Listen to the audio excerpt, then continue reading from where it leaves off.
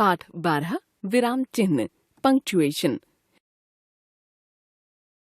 जब हम बोलते या बात करते हैं तो बीच बीच में कहीं कहीं थोड़ी थोड़ी देर के लिए रुकते हैं।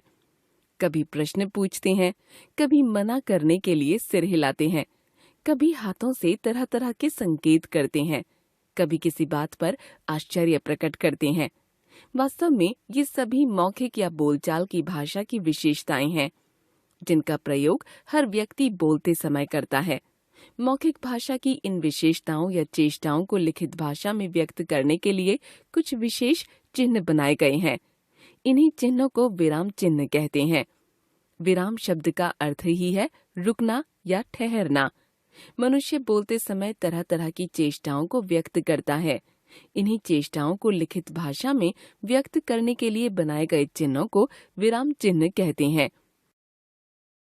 मुख्य विराम चिन्ह इस प्रकार हैं। पूर्ण विराम चिन्ह फुल स्टॉप। पूर्ण विराम का अर्थ है पूरी तरह रुकना। वाक्य पूरा होने पर लिखित भाषा में वाक्य के अंत में पूर्ण विराम का चिन्ह लगाया जाता है। जैसे आयुष पढ़ रहा है, मैं कल घूमने जाऊंगा। अल्प विराम चिन्ह। अल्प विराम का अर्थ है थोड़ा विराम। वाक्य बोलते समय जब हम कुछ वाक्यांशों या पदों के बाद थोड़े समय के लिए रुकते हैं तब अल्प विराम चिन्ह का प्रयोग किया जाता है। इसका प्रयोग निम्नलिखित संदर्भों में होता है। एक वाक्य के भीतर आने वाले शब्दों को अलग करने के लिए, जैसे मैंने केले, चीकू, आम और सेब खरीदे। संयुक्त शब्दों को अलग करने के लिए, जैसे मेले में बच्चे, बूढ़े, युवक युवतियां, अमीर गरीब, छोटे बड़े सब आनंद मना रहे थे।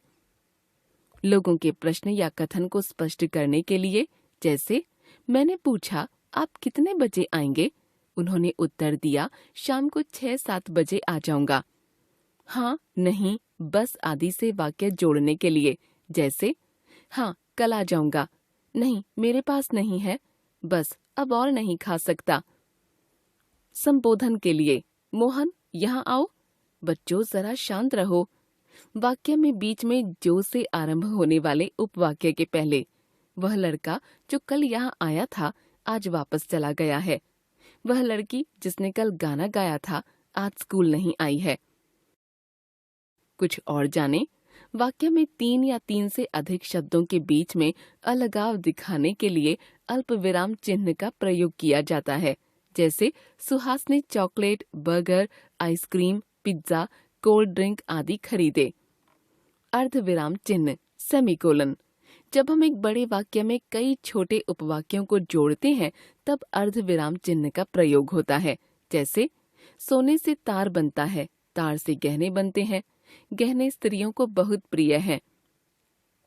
कपास से सूत तैयार किया जाता है, सूत से कपड़ा बनता है। प्रश्नवाचक चिन्ह क्वेश्चन मार्क।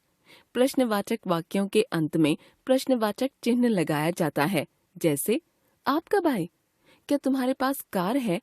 क्या वे लोग अंदर हैं? विस्मयादि बोधक चिन्ह एक्सक्लेमेटरी साइन।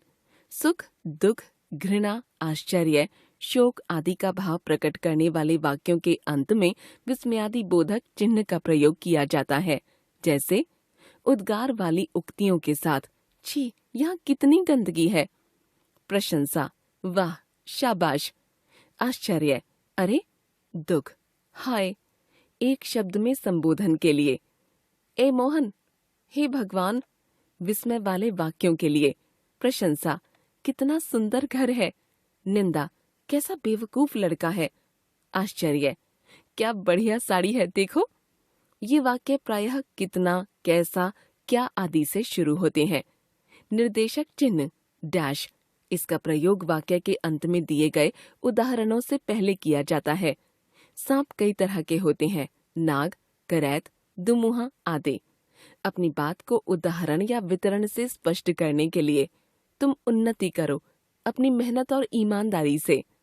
बातचीत में कथन के लिए, लड़का, बचाओ बचाओ। योजक हाइफन। इस चिन्ह का प्रयोग शब्द युग्मों के मध्य किया जाता है।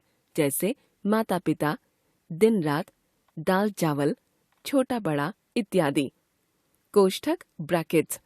किसी शब्द के दूसरे रूप या अर्थ के लिए इसका प्रयोग किया जाता है।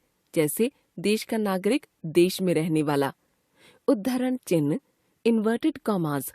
उद्धरण चिन्ह इकहरे या दुहरे दो प्रकार के होते हैं। किसी दूसरे की कही हुई बात को ज्यों का त्यों बताने के लिए दुहरे उद्धरण चिन्ह का प्रयोग होता है। जैसे सुभाष ने कहा था, तुम मुझे खून दो, मैं तुम्हें आजादी दूंगा। वाक्य के मध्य में किसी विशेष व्यक्ति, ग्रंथ आदि की विशेषता प्रकट करने के लिए इकहरे उद्धरण चिन्ह का प्रयोग होता है। जैसे रामायण तुलसीदास जी की उत्कृष्ट रचना है।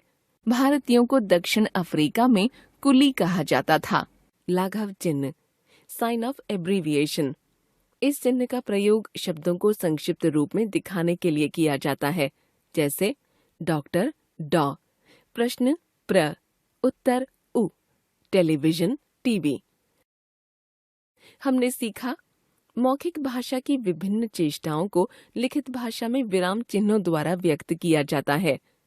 विराम चिन्ह के प्रयोग से लिखित भाषा सुगठित होती है।